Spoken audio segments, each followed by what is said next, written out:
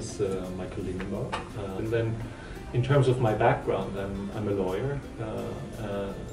There was a time when there were still lots of refugees in Austria coming from Eastern European countries, Central Europe, and that sort of created this sort of interest also to work on refugee issues, because you saw at that time refugees everywhere.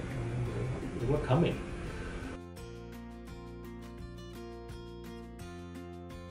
And helped me to go along and to stay with UNHCR and to keep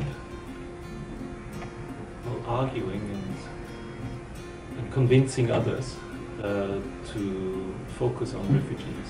We are there only to really kind of try to reduce human suffering. Solutions are necessary, and these conflicts cannot be resolved by humanitarian agencies like UNHCR.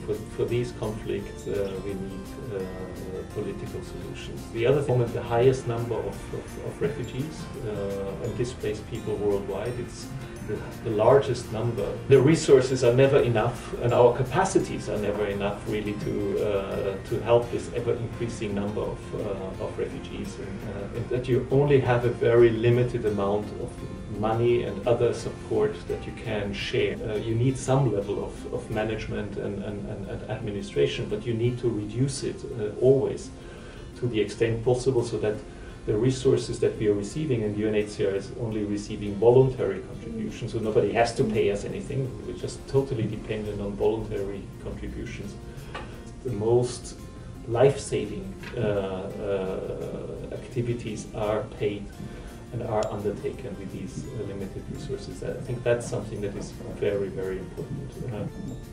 That you never forget that you're dealing with human beings. You never lose sight of the displaced men and women and the situation of children as the refugee problem, but really kind of focus on the situation of individuals. That's sometimes very difficult, particularly when you're dealing with a very large number of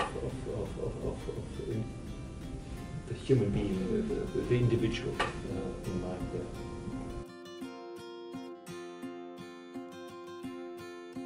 The world is a small place, and things that are happening, even if they're happening in the Middle East or in Africa or so, I mean, these events and these problems have an influence on the shape of the world, and also any actor on this planet is doing has an influence on the shape and development of. If you want to take the right decision on these things, you need to know them, and therefore it's important that I think there are many important reasons. Bring in your opinion.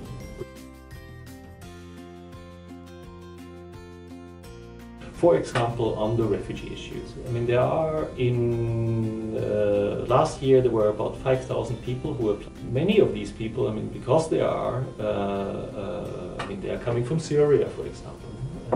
If high schoolers, for example, were to talk to refugees, kind of explain them how Japan works, how to go shopping here, you know, or to meet other friends, so there's many ways of engaging.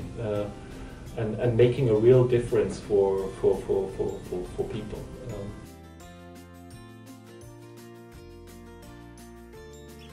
As soon as they know more about these different issues, they're getting interested, and with interest, great. And so you see quite a lot of negative attitudes, but that negativity remains mainly in a situation where people see refugees just as a problem, have never met a refugee personally. Once people get to know asylum seekers and refugees and get to understand that these are just normal people, then they suddenly become supporters. That's an issue or it's a problem, then people find it very hard to engage. But once they know, once they understand, then I think their reaction is generally very, very different and a lot more positive. So I think it's important that people know about that. And then of course also extracurricular. I mean, I think, the fact that you are meeting outside school, that you are debating global issues is tremendously important, and it's really